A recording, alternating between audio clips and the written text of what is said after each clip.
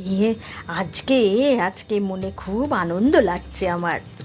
খুব আনন্দ আজকে, আকাশে বাতাসে আনন্দ আর আনন্দ। জানি না বাবা কি আসতে চলেছে, তবে আজকে আমার মন খুব আনন্দিত। আরে আরে, ওটা কাকে দেখছি? ওটা সামনে, ওটা ওটা কে? আরে আরে, এ তো গোপাল। এতদিন ধরে খুঁজে খুঁজে ব্যাটাকে আজকে সামনে পেয়েছি। ওরে বাবা রে, একদম জমের মুখে এসে পড়লাম। ওই জন্যই কি মনে এত আনন্দ জাগছিল। এই গোপাল, গোপাল, গোপালকে পেয়েছি। গোপাল, আমি যে তোমাকে এতগুলো টাকা ধার দিলাম, তো সেই টাকা ফেরত দেওয়ার কোনো নামই নেই। উল্টে আমাকে দেখে তুমি পালাচ্ছ, লুকাচ্ছ। ব্যাপারটা কি বলো তো গোপাল? টাকা ধার দিয়ে কি আমি তবে বড় অপরাধ করে ফেলেছি? আমার টাকাগুলো ফেরত দাও। আমার আমার 6 জোড়া জুতো নষ্ট হয়ে গেল তোমাকে ধাওয়া করতে গিয়ে।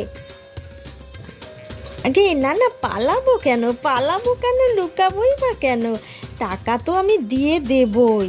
টাকা তো, আর তাছাড়া এতগুলো টাকা কি পকেটে নিয়ে ঘুরছি নাকি? টাকা আপনাকে আমি দিয়ে দেবই। তার একটা ব্যবস্থা করি আগে। হ্যাঁ, একটা ব্যবস্থা না করলে তো টাকাগুলো দিতে পারবো না। তো দেখি কি ব্যবস্থা করা যায়। কাল সকালে আসুন, দেখি কি ব্যবস্থা করা যায়। তাই হবে, তাই হবে গোপাল। আমি কালকে সকালবেলা তোমার বাড়িতে ঠিক সময়ে চলে যাব। টাকাগুলোর ব্যবস্থা করে রেখো কিন্তু।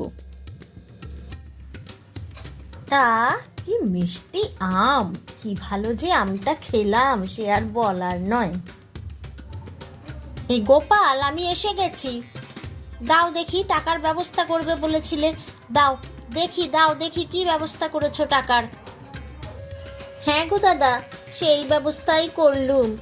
এই যে আমি আমটা খেলুম। এবারে এই আটিটা আমি রোপণ করব। তারপর সেই আটি থেকে হবে চারা গাছ।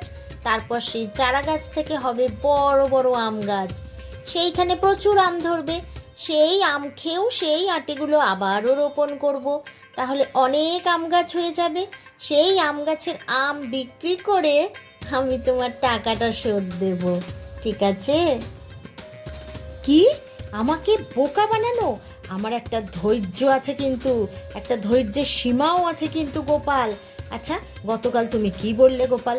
যে কালকে আসুন, আমি একটা ব্যবস্থা করে টাকাগুলো দিচ্ছি। না না দাদা, আমি সে কথা বলিনি। আমি বলেছিলাম একটা ব্যবস্থা করব। তা এই তো কত বড় একটা ব্যবস্থা করলুম।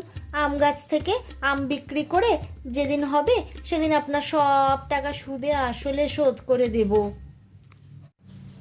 উফ, এই গোপালের সাথে পারা আমার পক্ষে আর সম্ভব নয়।